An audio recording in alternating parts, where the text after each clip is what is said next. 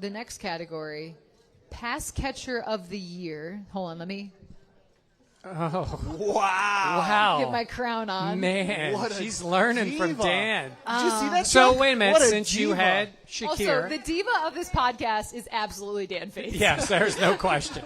Yes.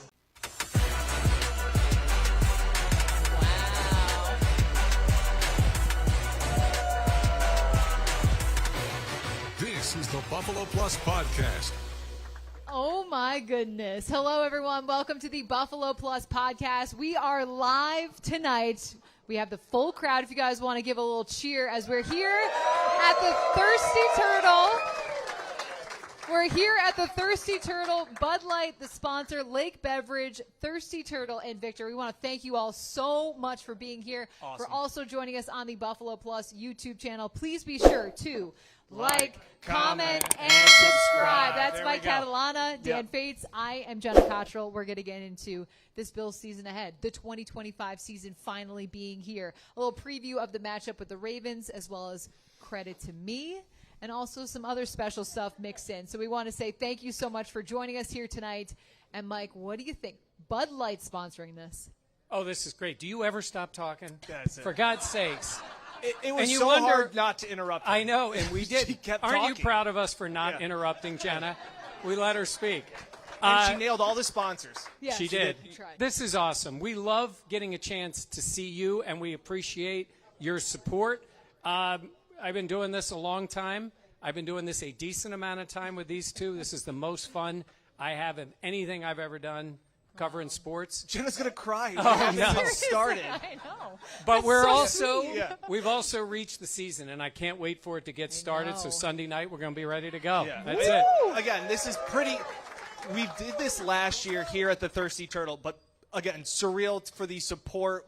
This channel has grown so much thanks to you guys. So again, really appreciate Yes. all of this. None of this is possible without Bud Light and Lake Beverage and the Thirsty Turtle. All this stuff, we just really appreciate it. The first of the Buffalo Plus tour. Yes. As there are 5 more events, playoff events could be down the line, all of those things. Super so Bowl just really, events could be down the yes, line. This is very cool. So All right. And I also wanted to mention, he just walked in. He's standing over there. Greg Connors has been a big, big supporter, Connors Yes. and Ferris, Yes. of our podcast Thank for you to years. Greg. And he They- believed in us when Yes. we did nothing. and now, Probably should have. Yes. And now, Greg, it's what awesome. were you thinking? But he's also going to sponsor our brand new podcast studio that's you will see debuted next week. So Yes. that's going to be a lot of fun. So Yeah, thanks as always to Greg Connors. It's going to be awesome. All right. Are we ready to talk Bills football? Yeah, let's How go. are we feeling? Let's go. All right. We're going to start with some positives. Let's start with, we're going to go with kind of 10 things, what we think, bigger picture, then also talk about the Ravens matchup. Mike, what is the biggest strength of this team as we get into week 1 and the season starting? I know this is a hot take. Your Josh Allen. Your sarcasm is thick tonight.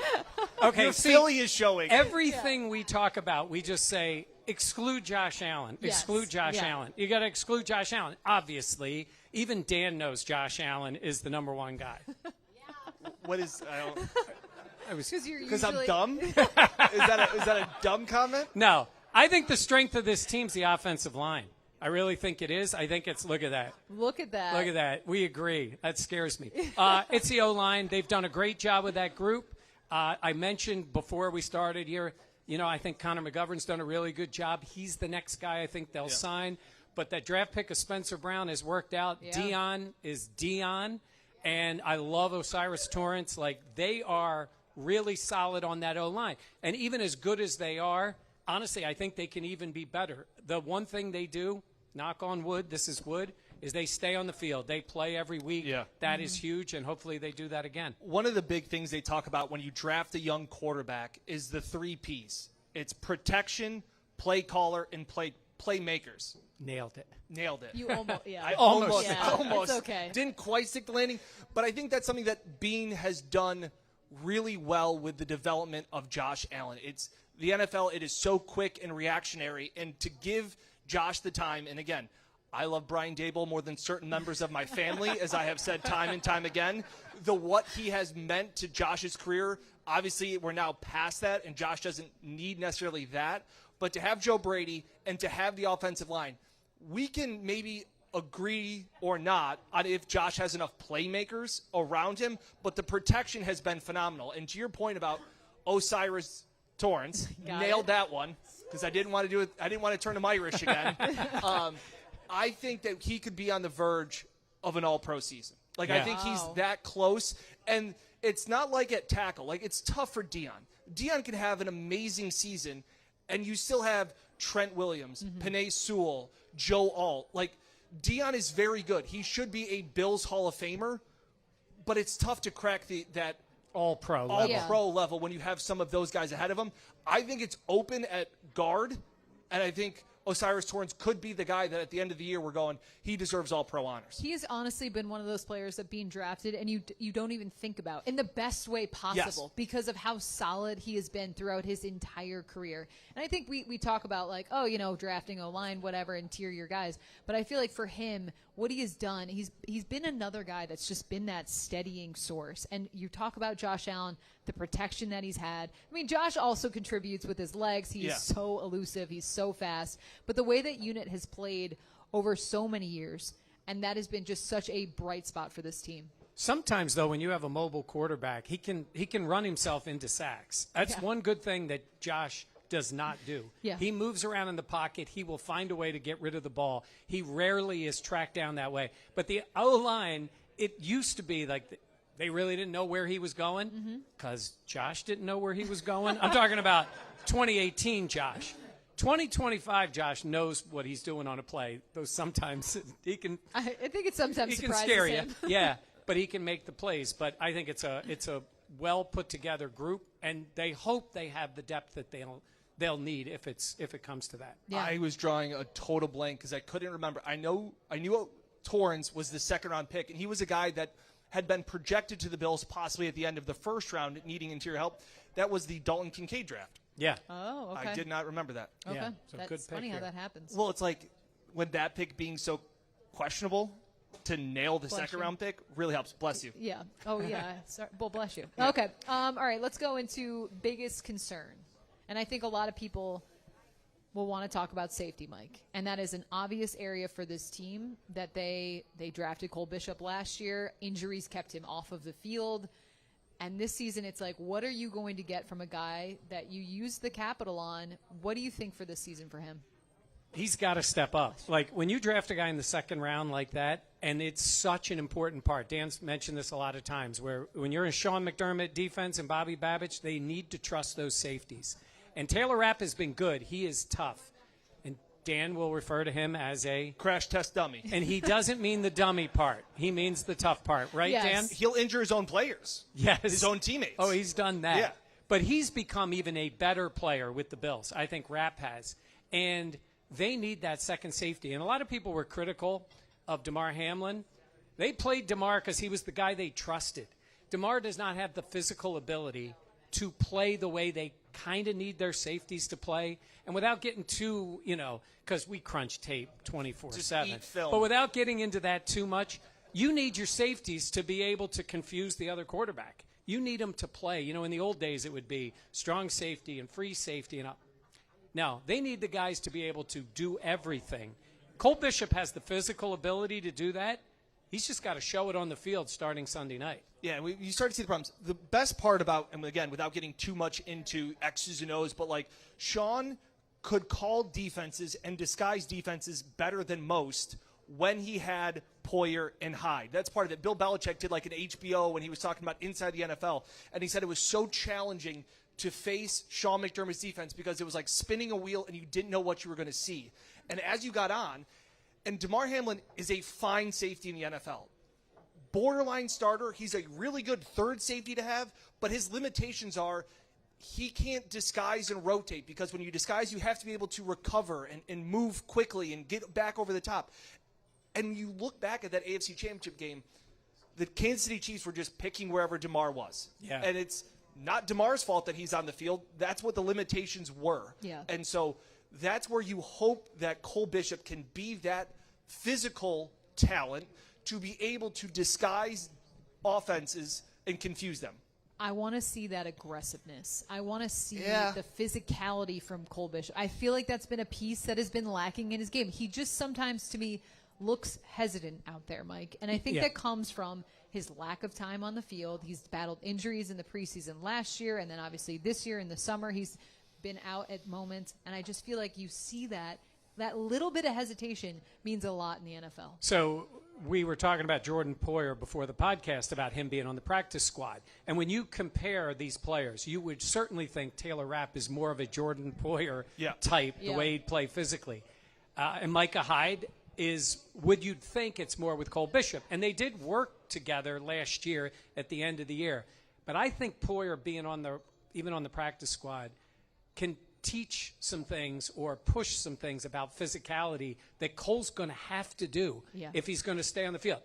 I'm saying it's a meritocracy in this league. You got to be good enough or they're going to play somebody else, and he's going to have to be more physical. So that's where I push back on this. They brought in Hyde at the end of last year, which is fine, to be that mentor, and now you bring Poyer in.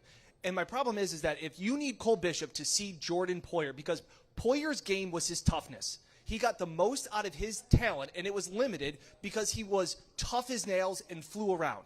If Cole needs Jordan Poyer to show him that, Taylor Rapp's been next to him for a year and a half, and that dude is also fearless. So if you don't think Taylor Rapp's been into his face being like, dude, let's go. Jordan Poyer now has to do that? Like, you're bringing in another babysitter because Cole Bishop's not listening to the parents. I hear you, and it's a good one. No, it took me off guard. I got you. That was very quick-witted.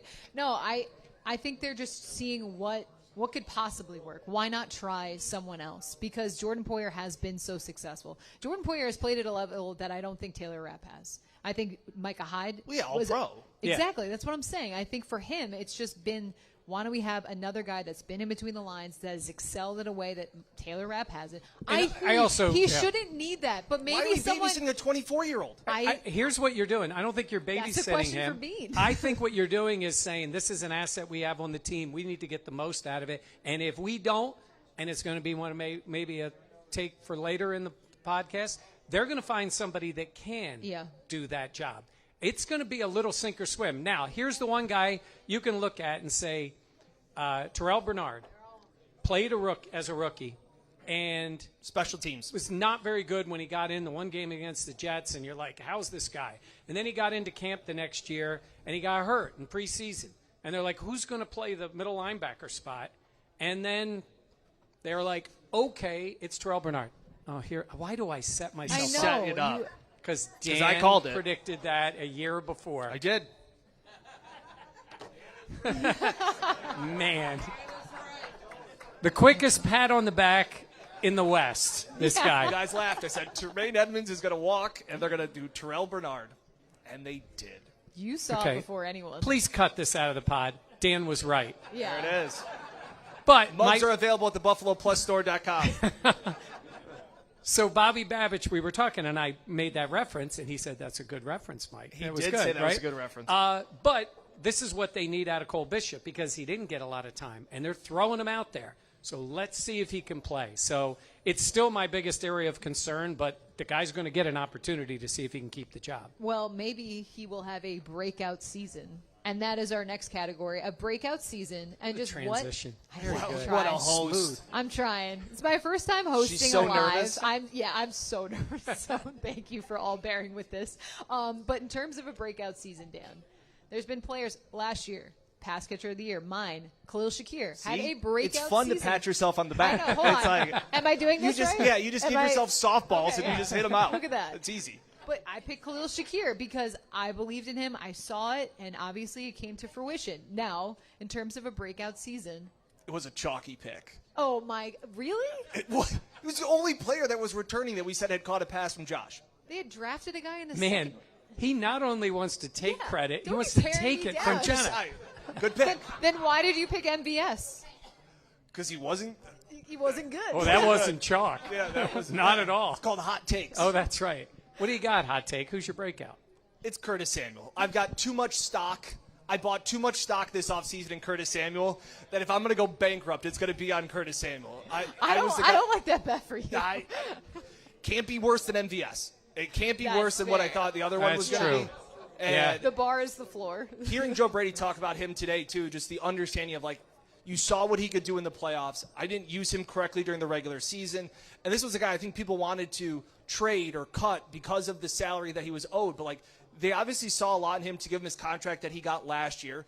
He battled injuries. We all said at the end of the season, we're like, they're going to say he wasn't healthy. And sure enough, I don't think he was healthy most of last year. When he was better at the end of the playoffs, he was impactful, making big plays. He did. Those he had the touchdown against the Broncos, and he had the fourth down touchdown against the Chiefs. Yeah. So I still think that there's a role in this offense for Curtis Samuel, and I don't see Elijah Moore taking it. I just think that this is a spot where used correctly, or as Joe Brady now with a year under his belt, because that was the thing, is that if Curtis Samuel was Elijah Moore this year, like not being able to be on the field, they at least have last year's tape to try and work with him during this offseason. Mm-hmm. Obviously, whatever happened in training camp kind of held him back. So I had Curtis Samuel last year, so if he has a good breakout season, I'm going to say I was way ahead of the curve. No, because I bought all your stock. You sold it, and I bought it all. He did. I bought it all.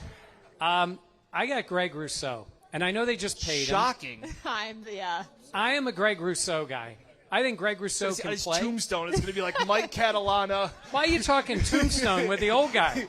Here lies Greg Rousseau's biggest supporter. First of all, okay, so here's my comparison I will make for you guys. I think there's still a big jump with Khalil Shakir. I think they're similar range players on this team. Like, they are very good. They got second contracts with the team. I think if Shakir had a big-time speed guy on the outside, his numbers would really pop. Like, his numbers were good, and everybody loves Khalil Shakir. I don't hate that comparison. That's fair. It's a good It's a good analogy. Oh, the kids agree that it was a good comparison that I made. And he looks to the audience for confirmation. Greg Rousseau needs Joey Bosa to be really good on the other side, so he's finally got somebody. Because AJ's a great dude. He's not that pass rusher. Von Miller, after he got hurt, was never the same. They haven't had. Leonard Floyd, the 1 year, was good. It was great. Leonard Floyd was good. I kind of wish they still had him. But I think Rousseau has the ability. He just needs some help. And Ed Oliver needs some help on the inside, too. But if you're the guy, wouldn't you be the guy all the time? Like, why does? I'm not saying Curtis Samuel is the guy. You're saying he's going to break. I think he can go to another level. No, see, like you're hedging your Greg Rousseau. Yeah, You have been like Greg's going to be all pro. Yeah. I said he was going to have double-digit sacks. He had 8 last year. And he also 5 came in one He also game. was 3. He also in cleanup time. Top 10 in the league in pressures. Had one of the highest win rates for any defensive analytics guy now. Yeah. We're crunching analytics guy. And his pass rush win rate was exceptional. Let me tell you something. He sets the edge. When you see big number 50 get on the outside and make a tackle on a run play, you know somewhere I am saying to these guys, Greg set the edge, because I say it all the time. So I'm going with Rousseau. You got one? I am so shocked. I'm actually going to go with Matt Milano. I got the Milano, I would say, over here. And I feel like, look, he is obviously a former All-Pro player. Like, he has been phenomenal in his career. We know how much injuries has set him back the last couple of seasons. And it's hard to watch a player like that, of that caliber, have multiple seasons end because of the injury front. So for me, last season you saw him getting better incrementally as he got out on the field. Spell it. Incrementally. Incrementally. Just pass. INCRA.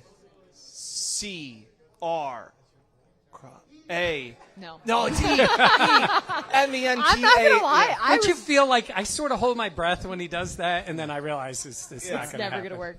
But incrementally, Matt Milano, yeah. You writing it down? It's still wrong. Yeah. You're really incrementally. The right? A is not. It's not an A. It's not an A. It's an E. It's an E. Are we sure? We're real sure. Because there was one time that we were both right. No, allude. Don't get me started. Don't. There's an allude with an E. Allude. It's fine. We were talking about Sean McDermott alluding to something, which is spelled with an A. Whereas if you allude something that's with an E, that means you're like getting out of the way of danger. Get out of the way. Yes. He was shifting out of the way. No, he was not. Question. And this grammar lesson was brought to you by Bud Light. Bud Light. Here we go. Maybe Dan tries to spell after drinking too many Bud Lights. Lights. There we There go. we go. Okay. Getting back to what I was saying about Milano, I just think that he's putting it all together. I think he has a lot to prove to himself, honestly, Yeah. and I think it starts with that. And then also having Terrell Bernard next to you, the player that he can be. We've seen it, and I think this is a year he returns to that. And what would that do for the Bills? Yeah, Jenna asked us, is it okay if I say Matt Milano? Because, like you said, all-pro player. He hasn't been on the field enough. We have seen those flashes. I got to say, at practice and in camp, he looks a lot like Matt Milano. Yeah. So you just got to hope the guy stays healthy. His instincts are off the charts. His physical ability when he's healthy is really good. And he and Bernard have just not gotten enough time together. I think they can be great together. They were together for 4 games at the start of 23. And they were phenomenal together. The Yeah. turnovers they forced, the sacks that they had, the interceptions, the pass breakups, like they can be a dynamic duo. And to Jenna's point, you do kind of forget how, like, the Bills have just learned to live without Matt Milano the last, Yeah. 2 years. Like, ever since that London game, they had to replace him. Then he gets injured at the practice right before in Pittsburgh. Yeah. I remember being there and telling Dion that, like, hey, how you guys going to deal with Milano out for the season? He's like, what do you mean? It's like, Milano tore his pec. He's done. And then he was like, that sucks. Yeah. It's like, yeah. But it was almost like at that point, you almost expected it or you almost knew how to deal with it because you had done it before. And whether it was what was left of A.J. Klein or other guys that they had brought in, who is probably getting a call from Brandon Beane to be on the practice squad Who's at on some vacation. point. Him, Kyle Williams, Lorenzo Alexander. Jim Kelly, Thurman Eric Thomas, Wood. Scott Norwood. Scott Norwood. Yeah. They need a kicker, Yeah. you know? Tasker. Tasker. I asked specialty- Tasker, could you Tas- give him a few snaps? He just turned and walked away from me, so I don't think he's on the practice squad. But just it's almost like you've taken not Milano for granted, but you've just missed it so much that you forgot what it was like. You've adapted. Yeah. But I think he will show that he's ready, and obviously that all hinges on his health. Yes. But what he can do can be special. Yep. And, they redid his contract, so it ends at the end of this year. But they love Milano. Like, Yeah. if he's good and healthy, It's because he's such a talker. oh, my God. The guy, he's one guy that would not interrupt Jenna, I would say. Milano says nothing. He The did only speak one. in Hard Knocks, if you saw it. It was quick, but he spoke. He never speaks to us. And what did Sean say? He speaks to him a little more than he bit more. speaks to you guys. But the guy can play, so. And that was the other thing, too, is you talk about moving on and his contract being up and what did that mean for the future. Last year when he wasn't playing well, right before the playoffs, and it was like, hey, are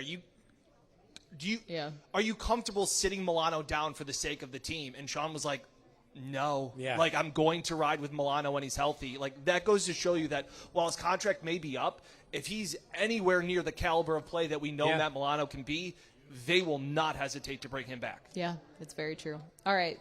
So the next category, pass catcher of the year. Hold on, let me Wow. get my crown on. Man, What a she's learning from diva. Dan. Did you see that? So, Chuck? wait a minute. What Since you diva. had Also, Shakir. the diva of this podcast is absolutely Dan Fetes. Yes, there's no question. Yes.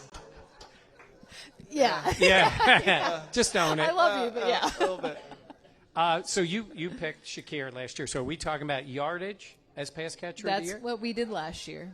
So who will lead the Bills in receiving yards? Yes. Does You does had the it first. princess go first? I'm riding with Go my ahead. guy, Khalil Shakir, the Yak King. Yeah, I was I saying, love Shakir. He just got the new contract. I think what he's done for this team, the rapport he has with Josh, I think he's one of those players that just is a safety blanket. And when you need a big play, you can rely on him. Absolutely. And there's one thing you'll know when you watch the game. His catch rate. The pass is thrown to him, how many he catches. It's insane with him. Like, if it's thrown to Kincaid, excuse me. No, Just That's kidding. a little different. Yeah. Wow. Sorry. You Yeah, wish. that was Freudian. You wish. If if it's thrown to him, Shakir, he usually catches the ball. I'm going to go Josh Palmer. Can I double up? Double up? Yeah, you pick whoever you that's want. Fine. Because I think it could be Palmer. You go first, Michael. What about I Coleman? just said I'm going Josh Palmer. Do you want to explain your pick? I like the way he plays. we just- He has had big target seasons. Like when he played with the Chargers, they threw him 108 passes one year. He's put up good numbers. In fact, as much as we like Shakir, he's played 1 year longer in the NFL, and he's played with Justin Herbert, who's a good quarterback. He ain't Josh Allen, but his numbers are better than Shakir's. He played more early on than Shakir did. I like the way he runs the routes. I think he's got some speed. I think he's going to get a decent amount of targets. Might take a little while, but I'm a fan of his. I like Palmer because I think he brings something that they didn't have. For as much as I like Keon, and I'm hopeful because we saw flashes of it, I still think that Keon is really good 9 yards and in, and I don't know if he's necessarily that deep ball guy that they maybe hoped he would be as this X-wide receiver that would line up on the outside. I just don't think that's his strength. I think in a perfect world he would be lined up in the slot more, and Dalton Kincaid would be on the sideline or like somewhere else, like so that Keon could actually do more. But I like Palmer because I think he can win at multiple levels. I think he's quick enough to win at the line of scrimmage. I think he has the intermediate route, and I think he has the speed to go deep. But I'm not going to – I've learned my lesson taking MVS, so I'm going to go with Khalil Shakir as well. I think he actually gets 1,000 yards. Wow. I thought you were going to pick Josh Palmer. I'm going to go with Shakir. Okay. Chalky. Wow. Yeah. You going to talk smack about yourself next year? I think he actually may – with – again, I'm not as high on Keon as other people or Kincaid. I think it may be relying especially more early on for Shakir. It could be a 1,000-yard season for him. Yeah. Pressure meter. Yeah. You bring up those names. Who do you think is under the most pressure this season, Mike? I have Bishop. I have Babbage as DC. Oh. I have Keon and Dalton Kincaid. They need those guys. Look, Dalton Kincaid's a first-round pick. Keon's a second-round pick. Bishop's a second-round pick. And listen, I will say this. And they always know when I say listen, they think I'm going to make some big point. No, we don't. Oh. Well, actually. I think Brandon Beane has let down Sean McDermott and the defense with some of the players they brought in. I don't think they have elite players on defense enough. And on offense, they have very good players, but you start out with 17, and he is the cheat code for everything. So it makes the offense better. They've done a good job on the O-line, much better than the D-line. They've done a decent job of good wide receivers because you have Josh Allen. Yep. They had James Cook, a good running back. Like, the offense is in pretty good shape, as we saw last year. Maybe they need a little more of spectacular players. I don't know if Bobby Babbage has had the guys on defense, and you hope some of these young guys help him, but there's pressure on him as a second-year defensive coordinator. It's interesting. I never thought of I didn't think of Babbage at all when I thought of guys that are under pressure. I mean, I think of the Dalton Kincaid, who was called out essentially this season. Right. I think of Keon. I also think of Sean and Bean. Yeah, yes. And that's the obvious thing when you think about it. But I think for me, Dalton Kincaid, when Bean drafted him, it was this guy is like a wide receiver. Traded up to get him. And there is the pressure that comes with being a first-round pick. I don't know if that's fair or not, but that's the reality of the NFL, and that's how this works. Well, and you said they sold him as a difference maker. Yes. A mismatch. Yeah. And this is year 3. I think that this is, and they're going to contractually have to make decisions soon on what they want to do. So for me, we've heard Josh talk emphatically about, spell it? No, I'm kidding. But emphatically about believing in Dalton Kincaid. Believing in Dalton Kincaid. I know Josh loves him, sees the ability. I want it to be apparent that he is that guy that they brought him in to be. You and me were up there in Buffalo when they drafted him, and we went outside and did a video afterwards, and I was like, I don't get it. I don't understand it. I don't understand why they drafted a tight end after they had just signed Dawson an extension to Dawson Knox. Yep. Like, I didn't feel like tight end was a glaring need. And so it was pitched as, hey, here's this guy that can be a mismatch. And in today's NFL, if you can have a tight end that can stretch the field and put pressure on, be too big for safeties and too fast for linebackers, this is what it can be. And we've just never seen that level of mismatch. So I think more than anybody, it is Kincaid, because his future in Buffalo is very dependent on this season, meaning contractually. For as bad as a season as the Bills could have, Sean McDermott ain't going anywhere. Brandon Beane's not going anywhere. Yeah. Babbage, I don't think I is don't going think so either. I'm just saying is Dalton's future in Buffalo kind of hinges on where he is long term on this season. Yeah. Because they have to start thinking about it. We can't be going into Brandon Beane can't be going into this next season and going to training camp like, well, we're still on the hoping what Dalton Kincaid can be. It's that or it's the poop or get off the pot. Okay. When I said Babbage, like I said, I also want to emphasize, I don't think he's had the guys. I don't think he's had the players. A lot of the guys the Bills let go from last year's defense either didn't sign with other teams or signed the week before the season started. They were not high-end players. There was a series of them. And so the hope is these young guys will help them. But I just think there's pressure on anybody involved with the defense this year. It's just got to be better. No, it does, to help them get over the hump. I think we talk about it all the time. What is it going to take for this Bills team to get over the hump? And I think having a defense that's able to contain a guy like Patrick Mahomes, a guy like Lamar Jackson, all those things. All right, biggest off-season addition. To me, it is Joey Bosa. Yeah. Now, can he right? I mean, the Bills have been after a guy that can get after the quarterback. And if you don't know, he can really help Greg Rousseau, too. Yeah, it's about time. He can. Right? I do agree that he can. I have Joey Bosa here, and I said here to help Greg Rousseau. Right? That's what it is. Because Greg needs help. Joey Bosa has been, when healthy, an elite pass rusher in the league. All those Bosas.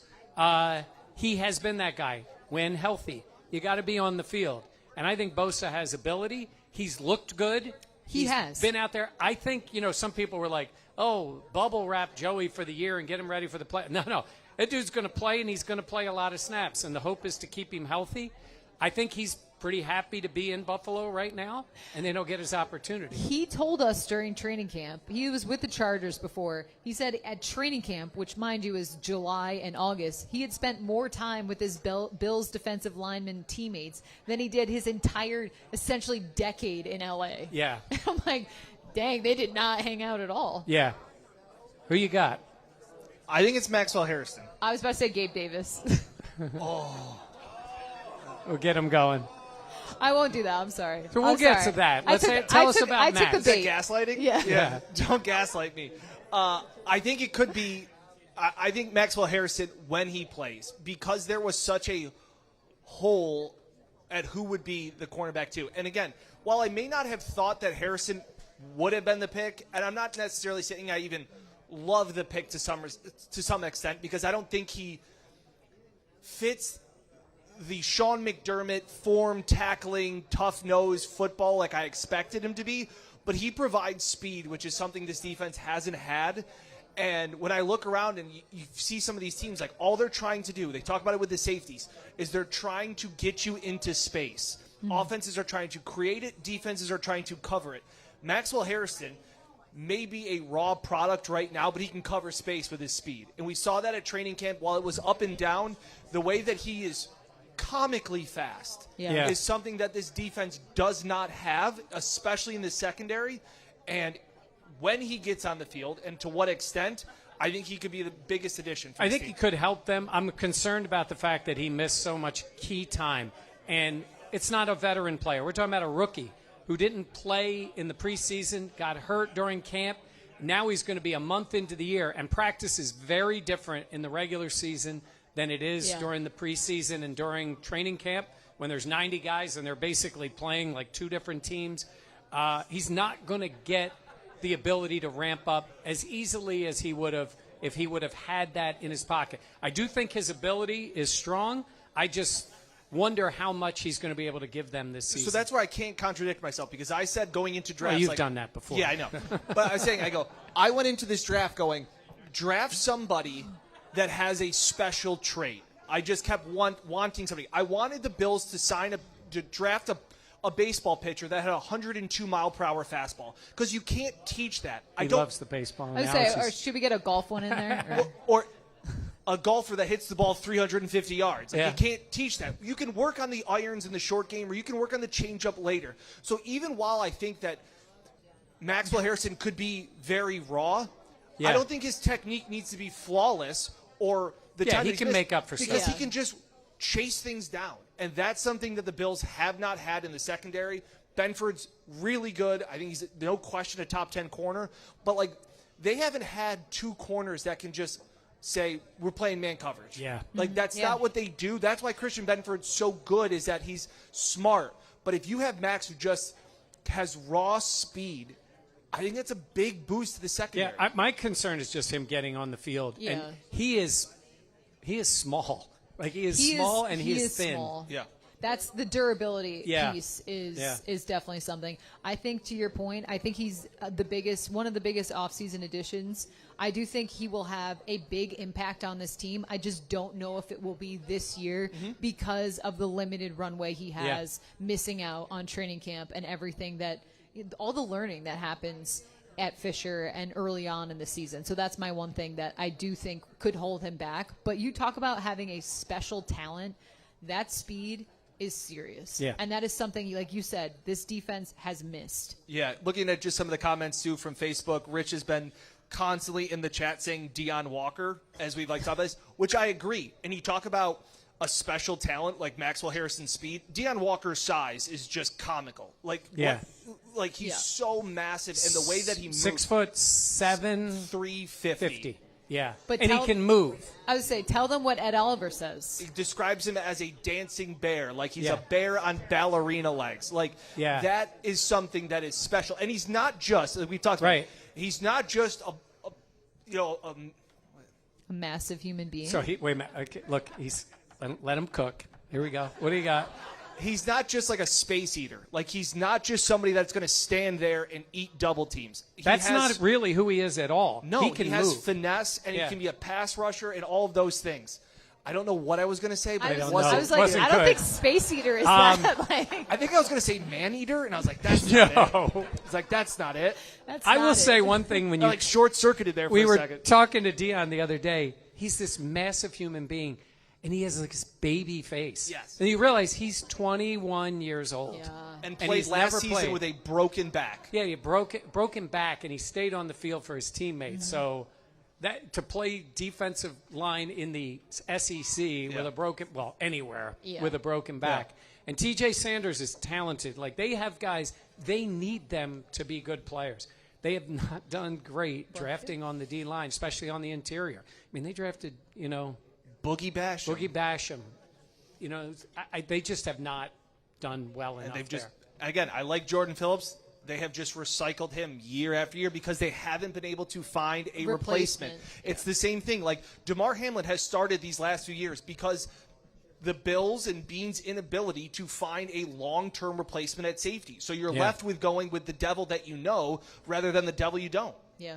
No, it's true. All right, Dan. I'm really excited for this Not topic. first. Not first? Nope. I got to set it up, though, what we're going to talk about. So the next topic we're going to talk about is the hottest take, which I think Dan would medal gold in terms of the Olympics. And the takes that you have. I've got good ones. You've got good ones? But you don't want to go first. No, but I want to go first. I mean, my track record. Jenna, why don't you go first? Because you're always known for your hot takes. Two things can't be true. Mike makes a good point, but Dan's also true. Yeah. I'm literally in the middle for a reason here. Yeah. You go first. Okay. So I mentioned Cole Bishop, and I always say I introduce these two to the word meritocracy. Best player plays. It's based on what you do. At some point, I think rookie Jordan Hancock is going to start at safety, and he's going to earn the job. He's going to earn that job. Maybe not off the start. They like him a lot, and he's going to eventually overtake Cole Bishop and be the starting safety. When we first saw Jordan Hancock on the field, you said it reminded him of a player that every Bills fan knows. The way he moved on the field reminded me of Micah Hyde, which was funny because on the field was Dane Jackson, who was wearing 23. Yeah. But I watched the way I always like the way Micah backpedaled, the way he moved side to side. Not the greatest athlete in the world, not the biggest guy in the world. And I'd say that's kind of true of Hancock, but you can hear the way they talk about him. I think he's moving in that direction. Yeah. And I'm saying that. I'm not. I think it's going to take Cole Bishop taking a step back or not being what they want, but I think they want to get that young man on the field. Yeah. All right. I think Michael Hoyt could be a difference maker. He suspended the first 6 games of the season. Not ideal. The Bills did know that before signing him to a contract. But I think we've seen some pop from him at camp. He's made some noise in his ability and just the motor that he has. So for me, Michael Hoyt, look, I know he's not coming back till later on in the year, but I think he can give a boost to this defensive line in a way that they have been waiting for. Joey Bosa, I think, contributes, but Michael Hoyt, I think, can add that edge that this Bills team has been looking for. Steven Gosnell catches the game-winning touchdown in the AFC Championship game. No, White Steve. No, Yeah. I think it's been one that I've been high on all year. Is I just really think that T.J. Sanders will get the second most snaps for a defensive tackle. I think as the year goes on, I think Daquan Jones' snaps will decrease and T.J. Sanders' snaps will increase. I really think very highly of him. Deion Walker gets all of the attention because of his literal just size. And he draws attention by just standing in the huddle. But I think T.J. Sanders provides a bigger version of Ed Oliver that can kind of not only be better against the run than Ed is a little bit, but also have that inside penetrating ability to affect the quarterback. They've always wanted to. Like, everybody overreacted to the Eagles Super Bowl win. Mike, congrats. We have made it 41 minutes into this podcast. I never said a word about that. Yeah, I know. I'm just saying. And everybody's like, by the way, you know how good if you get interior pressure on the quarterback, it can really disrupt them. It's like brilliant. Yeah. Like, no way. It's like the Bills have been trying to do it. That was. By the way, can I just pause? Was it not great to see Mahomes just get his head handed to him? No notes. Say it. Say your favorite fun fact about the Super Bowl. Oh, and by the way, that game was 40-8, and they dumped Gatorade on the Eagles coach, and Mahomes stayed out there and threw 2 touchdown passes. The ultimate garbage touchdown passes in the history of the NFL. Did I get that one out there? Yeah, that was good. I've used that one multiple times. Yes. Yeah.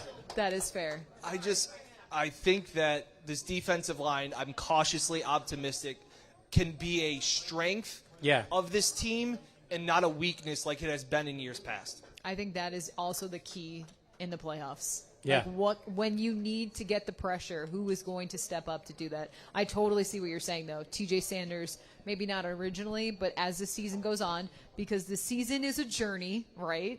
You should probably tell everyone not to overreact on Sunday. We'll save. We'll wait until we Okay. make All our right. picks. Yeah. But that being said, I definitely like both T.J. Sanders and Deion Walker. Okay, they're going to you need can to. go. Play. Yeah. Yeah, I have a negative hot take. Oh. Okay. And I don't like. Again, we talked about this. Jenna's like, you're going to go full heel on this show and like all of this stuff. I am concerned that the offense is going to take a little bit of a step back. I don't see this as an offense. Josh is incredible. I still don't know if they've done enough. And you've said it, like bringing back James Cook and obviously like figuring out that contract situation was massive. Yeah. I still wonder if they have done enough to help Josh. And I don't want this Bills team to end up being this Packers Aaron Rodgers, where they never gave him enough or the right players to win multiple Super Bowls. Yeah. And again, any Bills fan here would take one Super Bowl like Aaron Rodgers has. But I'm just saying, you look here and go, like, he's so great that I just want enough and more playmakers. I think, Dan, the point he's really making, too, is the way they did it last year. They were very efficient. They also turned the ball over 7 times. 6 times on offense. Yeah. 6 times, and every one of those turnovers was made by the guy they probably should just get rid of because it was Josh Allen. He had 4 interceptions and 2 lost fumbles. No running back lost a fumble the entire season, which is Yeah. Crazy. Yeah. And Josh only threw. I would bet my mortgage that the Bills will have more than 6 turnovers this season. Your father-in-law's here. He doesn't want to hear he's that. shaking- I would. It's he's okay. shaking his head. He's got a beautiful house. He would welcome me with open arms and my Well, family. he'd welcome his daughter and grandkids. But That's where my level of concern is I think there's a regression there. It's not that Josh won't play as well, but like again, we've talked about it. Josh didn't win the MVP based on his stats. He won it because he did more with less. Yeah. Yeah. And I don't know if Josh Palmer and hoping that Keon and Kincaid step up is necessarily enough to help Josh and this offense get through. Because we've gone back. It's on NFL film or network all the time. That AFC Championship game against the Chiefs last year was a slog for this offense. Mac Hollins was your best receiver, and you let him go. Like, that's where my level of concern is for this offense. I think the defense has optimism, especially what it'll be later in the year when there's been experience and you have all that kind of health and all of those things. But I do have a little bit of a concern for the offense. the other thing is the defense, while they struggled last year, took the ball away. Insane numbers. Yeah. That's how they beat the Ravens in that game. The defense took it away. The offense was pretty pedestrian in that game, but they ended up scoring 27 points because the defense took the ball away. Yeah, did the job. All right, let's talk a little bit about the Ravens matchup on Yeah. Sunday. I know a lot of fans very excited. I mean, this is a big challenge right Yes. out the gate. We talk about how this could be possibly for the 1 seed. It could be an AFC championship playoff primer, all that stuff. So I want to ask the Picasso Pizza Player of the Week. Who do you think, other than Josh Allen, comes to mind of a player that could be a difference maker on Sunday night? Yeah, I'm going to say Terrell Bernard because they're going to need a good game out of the defense. Now, that doesn't mean they don't do something offensively, but Terrell Bernard made an incredible play last year. Yeah. One of the biggest plays, God, if they would have gone on and beaten Kansas City, it would have been thought of even more. One of the biggest plays, playoff plays in Bills history. Yeah. What Yeah. he did with Mark Andrews taking the ball away, just an incredible play. I think he's got the ability to do that. He has great instincts, and I think they're going to need that out of the defense to keep them in the game and try to slow the Ravens down. And I think it's going to come more from turnovers than just stopping them at the line of scrimmage. I think for me also, I'm sorry, I'm thinking about pizza now, Picasso pizza and a Bud Light. Are you Yeah. kidding me? Slice of pizza and a Bud Light pizza sounds really good. Yeah, it does sound really good. I think my player of the week in terms of who I think, James Cook. I've talked about him all off season. I wanted them to re-sign him. I know some people, thank you for the applause. That makes me feel so good. Yeah. Some people were like, you're crazy, I can't believe it. But I think early on. How do they sound? Shut up. How But I I think- read the comments? Yeah. Burp, burp, burp, burp, burp. But I do think early on, sometimes it takes a little bit of time for players, especially sometimes Josh Allen in the season opener, to get into a rhythm. And that's okay when you have a guy like James Cook that Yep. can be dynamic with the football in his hand.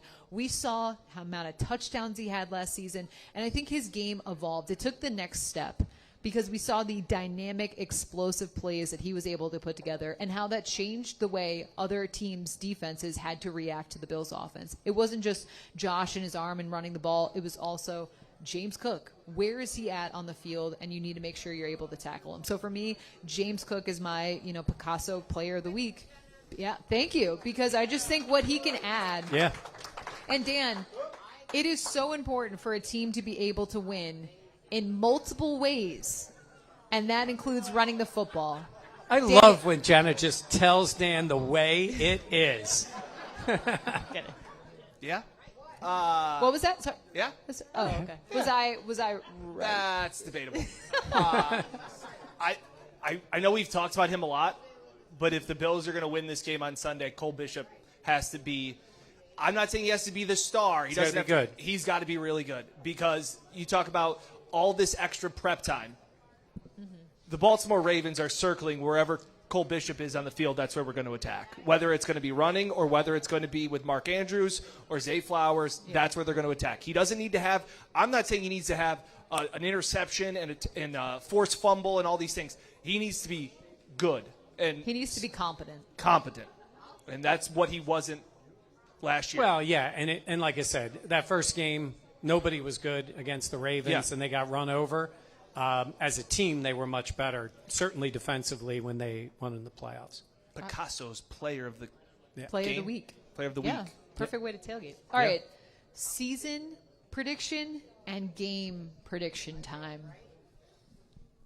You want to start? You want to go first? I'll go first. Yeah, because she's so So- excited about this. For Sunday night, I have the Bills winning 31-24. I have a breakout game by Matt Milano.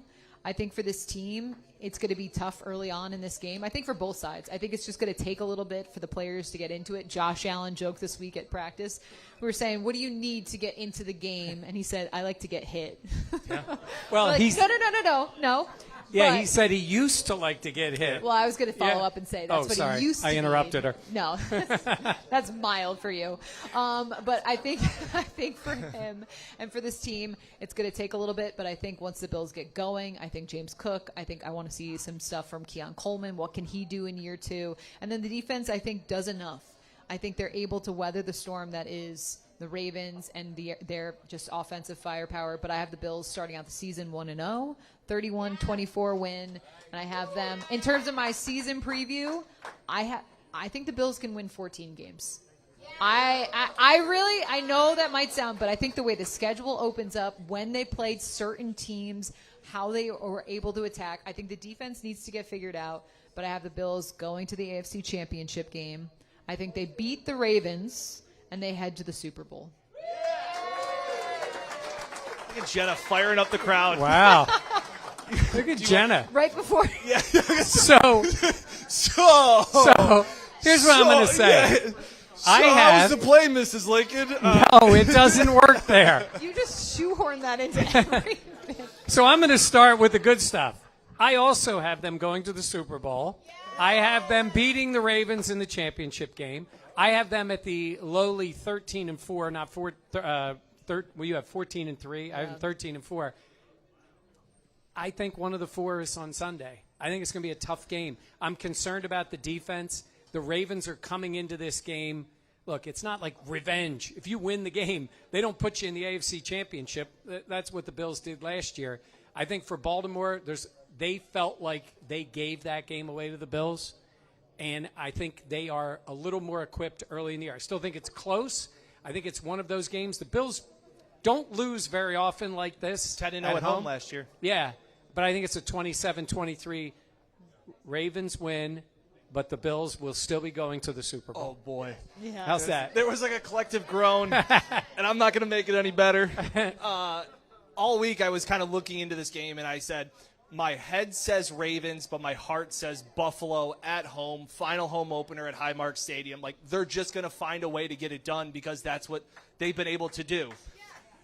And then I was at But then I was on at practice on Wednesday, and Trey White wasn't there, and I have questions. oh, and Tyler Bass is hurt too. Yeah, and the Bills were 1.5-point favorites, and they're now 1.5-point underdogs. Like, this is – I don't like this matchup. I didn't like the matchup back in Week 4 of last season when Terrell Bernard and Matt Milano were missing that game too, and they got boat raced. And then I liked them again in the divisional playoffs. I thought they were a better team. So Mike has told me, and I'm going to learn from the elder statesman and Hall of Famer, I'm giving you the compliment Okay, too. thank you. Yeah. That you can't overreact, and it's going to be so hard. It's going to be so hard. But I don't like this matchup with this inexperience and the injuries. I think a lot of these guys that are going to be playing, the Deion Walkers, the TJ Sanders, the Jordan Hancocks, all these guys are going to will be better week 17 and 18 than they will be in week 1. So not to overreact over that. I think the Ravens win 31-24. Easy. Ready? Hang on. The plus side is I think the Bills rattle off 8 straight wins after that and don't lose again until Tampa. Yeah. So I have them winning 13 games, beating the Bengals. In the championship. Jenna loves how I says Dan Bengals. says Bengals, like the Bengals. bracelet. Like the Cincinnati A Bengals. They beat the Bengals. Just say Cincinnati. Cincinnati, the AFC Championship game to It's play an in the Super Bowl. Yeah. Sorry. I would say this. Dan's right, too, about the – oh, my God, I said it again. Yeah, I'm why sorry. are I didn't you mean to say doing that.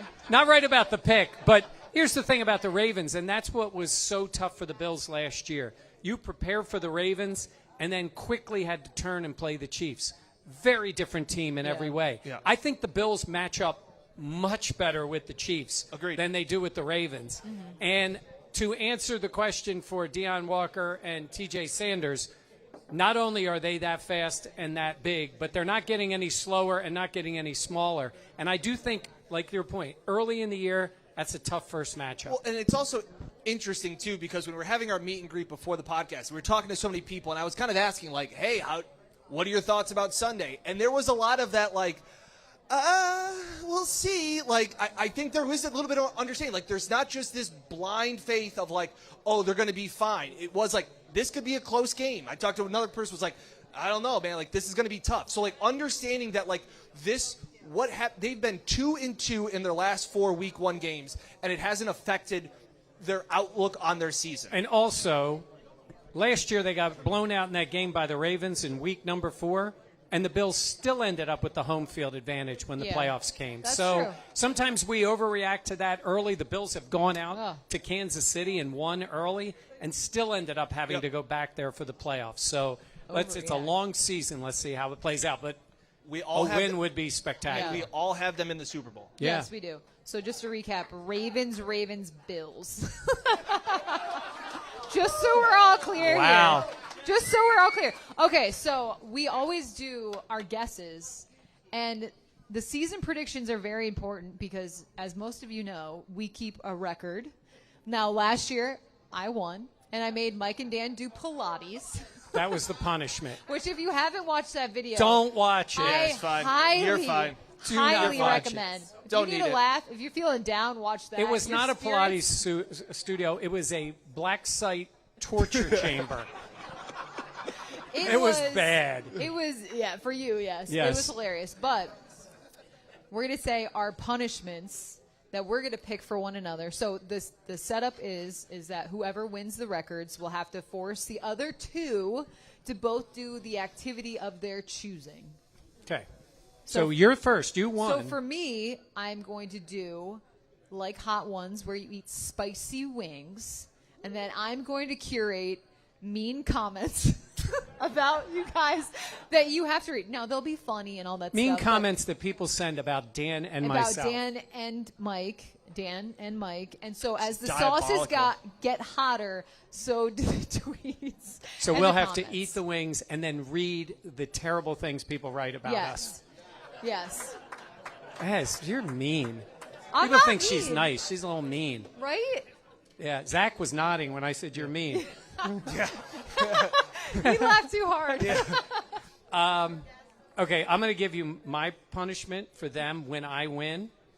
The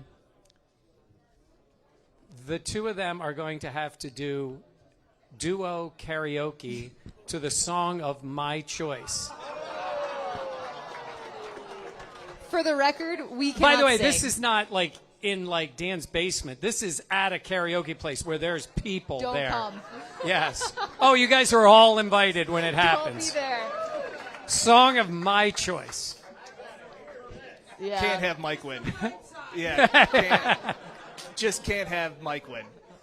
And dang it. Oh yeah. Dang it. I'm already off the rough start. When I win, Mike and Jenna will both have to catch for however long it takes at a not diabolical speed, but it's going to be a fast pace. Catch 10 passes from a jugs machine. And you guys can be on the other end of receiving the pain. Do we have to walk into the jugs machine Hold as it. well? So you, I don't know if you guys remember that. Dan literally walked into the jugs machine. It wasn't turned on. No one was using it. Dan just banged his head against it at training camp. It's a stationary item, in Yes. case you're wondering. And the amount of times that I walk out of the tunnel at Highmark Stadium and there's like, watch out for the jugs machine, Dan, and at training camp. So we're going to catch passes like the players do. Like the players do. do. Hopefully. Some of them. Yeah. I'll channel my inner envious. Yeah. Okay, we're ready to go. Okay, I love it. All right, the final thing before we head out is credit to me. So, do you want to start? I'll start. Okay. Yeah, busy week, obviously, with kids going back to school. Credit to my daughter, Shane. She was here earlier today. She did her first 2 days at kindergarten and crushed it. I've never been more nervous as a parent to send a kid on a school bus and be like, I have no idea, like, if she's going to make it. You just don't understand. Like, at preschool, you walk them to the classroom. And this was just at the end of our driveway, and off she went, and she came home and loved it. And the bus ride was her favorite part. So it's a busy week to go back to school. My wife's just starting at a new district. She's back in the classroom. So big weeks for back to school and parents. And I didn't cry at the bus stop. Yeah. I cried after dropping off my two younger daughters at daycare, and then I was by myself in the car, and then I cried, thinking about, that's nice. I can't That's believe sweet. I have a kindergartner and going you're off getting to old. school. I am not as old as that guy. Wow. We're So- also the same age. So it was funny. I was thinking about when I would put them on the bus, and then I followed the bus to school. Did you really? Yeah, for only until they were like 14.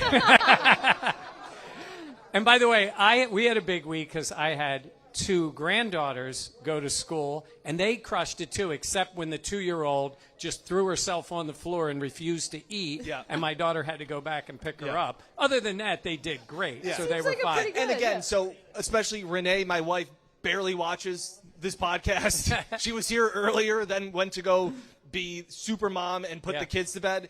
But she will enjoy that I made Shane my credit to me. Credit Yeah, to you. that's very sweet. Do you Yeah, like and also I wanted to say, and I said it last year, and I'm not trying to make Jenna cry, but as I mentioned don't. before, 38 years for me doing this. I have never had more fun. These 2 are the best, even though they're a pain in the ass, both of them. The feeling is mutual. 24/7 problem. Yes. It's great. We have fun.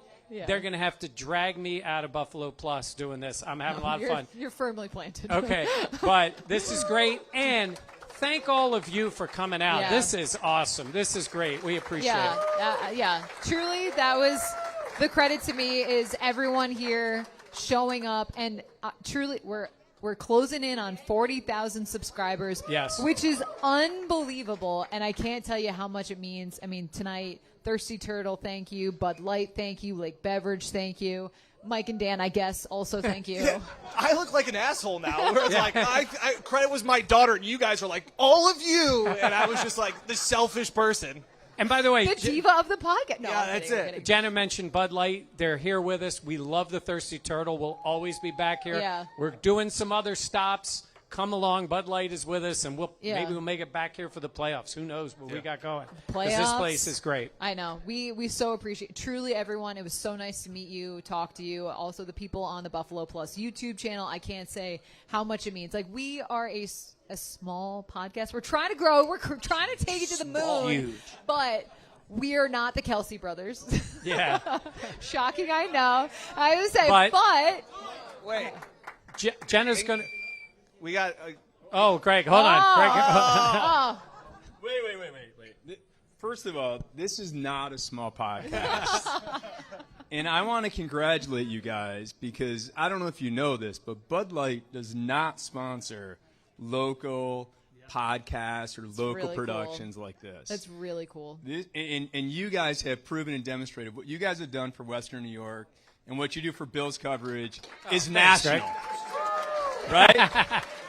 And so what Jay Barber and Lake Beverage and Bud Light are doing is they're acknowledging the accomplishment that you guys have done for the Bills Mafia, not just Western New York, but throughout the country. So thank you guys Wow. for what you have done. I didn't have my bet on Greg make me cry.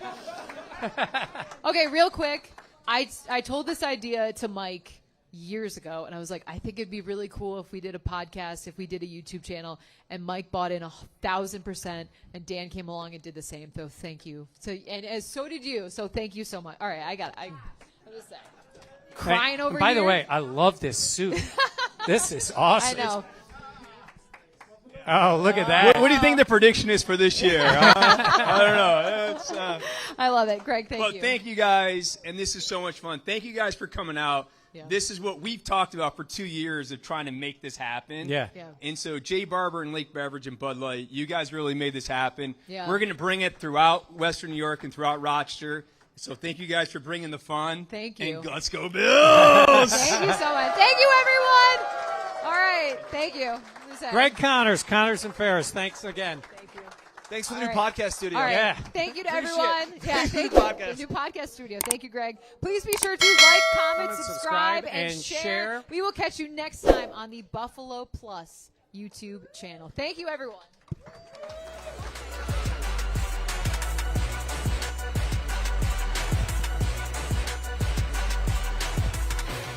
This is the Buffalo Plus Podcast.